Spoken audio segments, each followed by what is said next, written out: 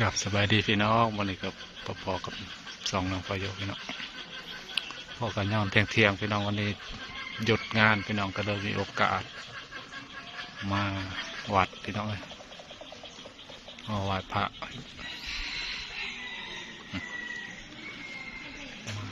มากัน3-4-5 คนพี่น้อง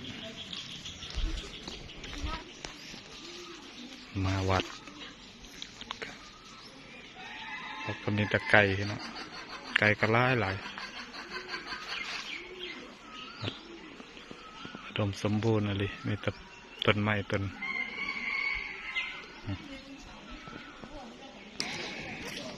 มีแต่ไก่แจ้แบบปล่อยให้มันอยู่หากินแถววัดนะพี่น้องเอ้ยก็มากับหลานสาวอันนี้ก็หลานเคย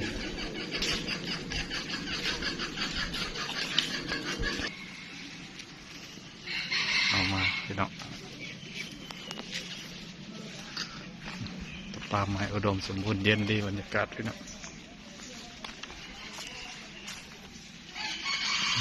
วันนี้วันรวยหวยออกพี่น้องซื้อลอตเตอรี่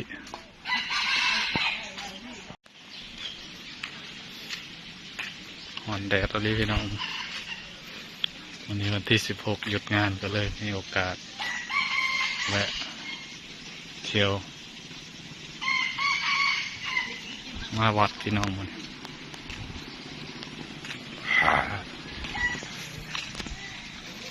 เลาะเที่ยวพี่น้อง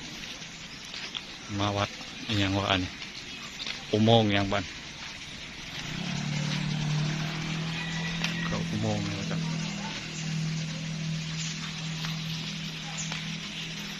ฮะคืออุโมงค์อย่างบันทางเขาพี่น้อง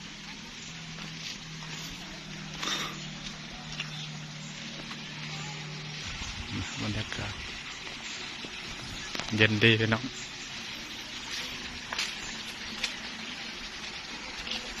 เลยวัดพี่น้องมาฮอด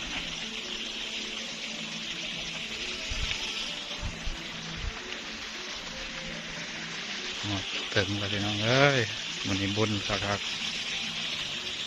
บุญคำนำสู้ทุกผู้ทุกคนพี่น้องเอาบุญมาฝากพี่น้องวันนี้เห็น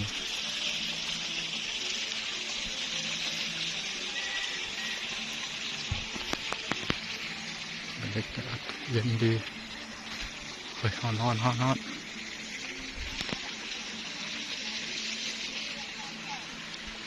นี่ฝากบอลเอารอฝากในนี้ก็มีฝากในนั้นก็มี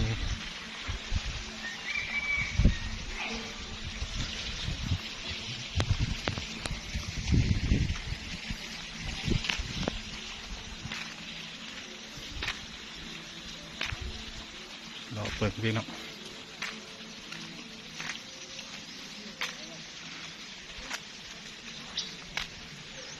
อ๋อทำอุโมงค์เสือพี่น้องเลยอุโมงค์เสือนี่จะเสืออย่างนั้นเลยเสือ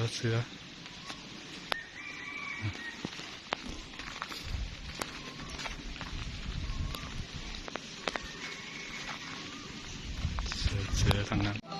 น้องเลยนะน้องก็สิทธิ์เขา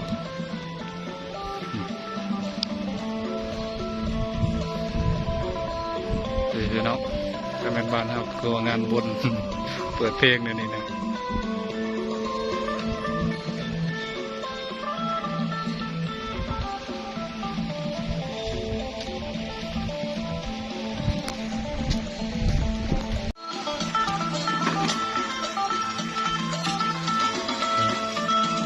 สุดสบาย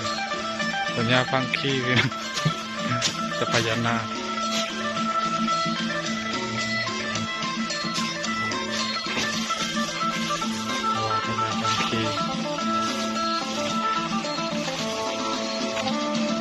แดดแห้ง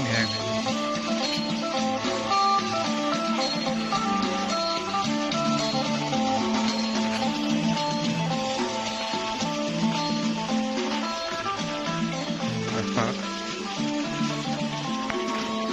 เฮ้ย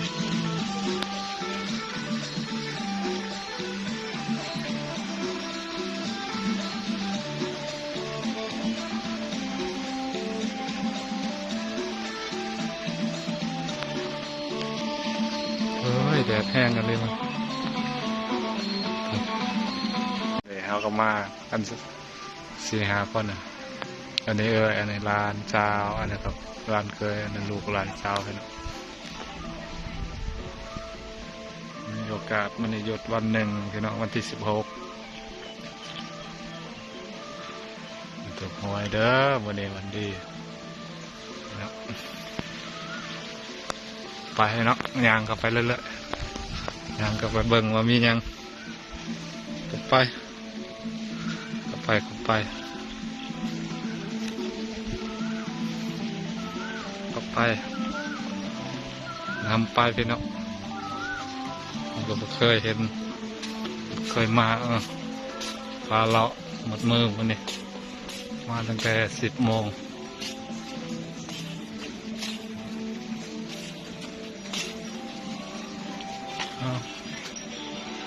เข้าไปทางใดสิกล้าเข้าอยู่บ่พี่น้องต่อไปเบิ่งทำพี่น้องทำพญานาคเนี่ยเข้าไปทางในอุโมงค์ทางในพี่น้อง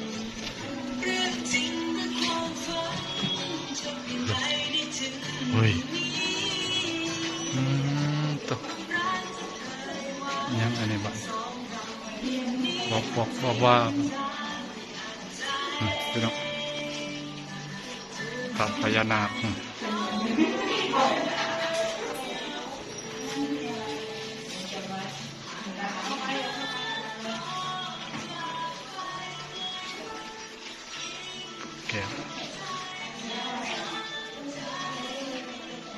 เฮ้ยเขาทำไว้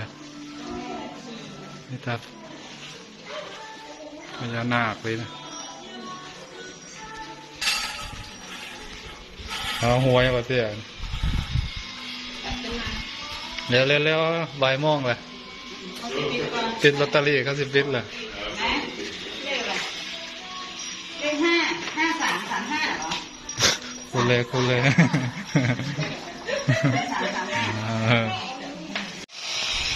เด็กกาพี่น้องดิเตี้ยนั่งทกมอกเตี้ยห่อนแดดแค่ข้างบ้านนี่เปิดเตียนแล้วไปแล้วพี่น้องร้านเช้าอันนี้ก็ดิเต็มกล่องโอ้เต็มโทรศัพท์เลยแดดแห้งมันแดดแห้งอย่างนี้พี่น้อง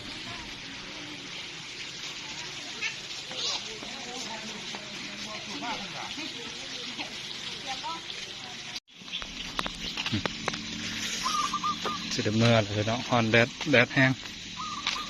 พี่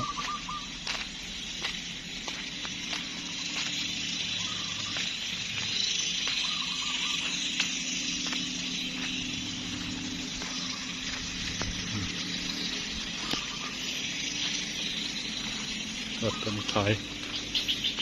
ไปหาเสร็จเมื่ออะไรเด้อพี่น้องเด้อ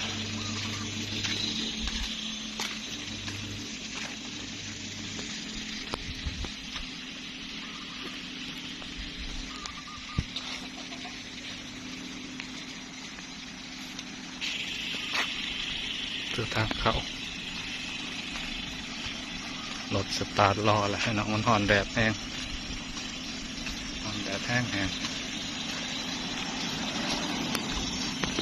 เดี๋ยวพี่น้องกดคลิปไว้กดเลยพี่น้องเลยไลค์กดแชร์2 น้องพอเยอะได้พี่น้องไปด้วยพี่น้องสบายดีพี่น้อง